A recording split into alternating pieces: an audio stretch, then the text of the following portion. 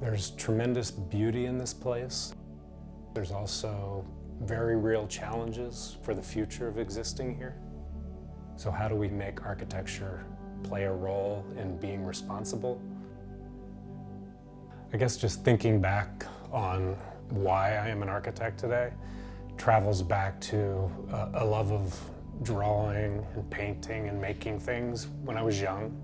And even my dad, who was not even in any way an architect, he would just solve problems constantly around the house and build things. I think I took that mentality from my dad of experiencing joy or taking satisfaction out of solving problems and making things. From that love of drawing and painting, I ended up at art school. And I went to a state school in Pennsylvania for fine arts initially. Ultimately had an experience with a professor who taught a sculpture class. Part of the syllabus for the sculpture class was designing a plaza for the front of the art school. So at the end of that class, the professor, he suggested I might become an architect. You know, I left that meeting just sort of reeling, and ultimately took it to heart, talked to a bunch of friends, and decided that I was going to pursue architecture. I looked at a number of schools and ended up at the University of Arizona about a year and a half later. While at University of Arizona, I was working on the competition entry for the Arizona Public Service Environmental Showcase Home, which Jones Studio ultimately won. Becoming intrigued with what Jones Studio was all about, I reached out to Eddie. You know, we clicked from day one. So in my 26 years plus at Jones Studio, I've worked on some amazing projects. I think to start, my favorite has to be the expansion at the University of Arizona College of Architecture and Landscape Architecture.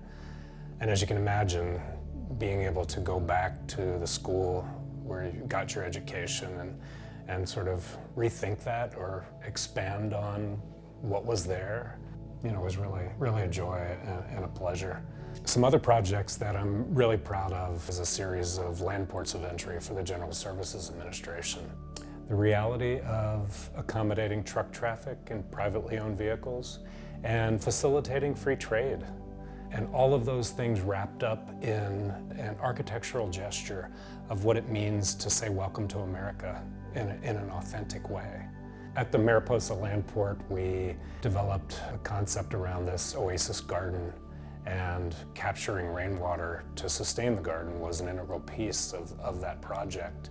We ultimately designed a 1 million gallon water harvesting system to irrigate 54 acres of landscape. That project was really special for a number of reasons, but also because of the possibility of the sustainable aspects that we're able to achieve. So with these years of working on land ports of entry, I've really become fascinated with Western water issues. I really believe that the architecture of this watershed should always be translating those issues of water scarcity into the formal result and experience of this place. Along with my fantastic partner, Jacob Bainey, we are both daunted and exhilarated at the prospect of leading this company into the future. We have an amazing group of people, talented, driven. We really feel like we're perfectly set to do lots of great things as we push forward. You know, it's been a joy. I can't imagine my life any other way.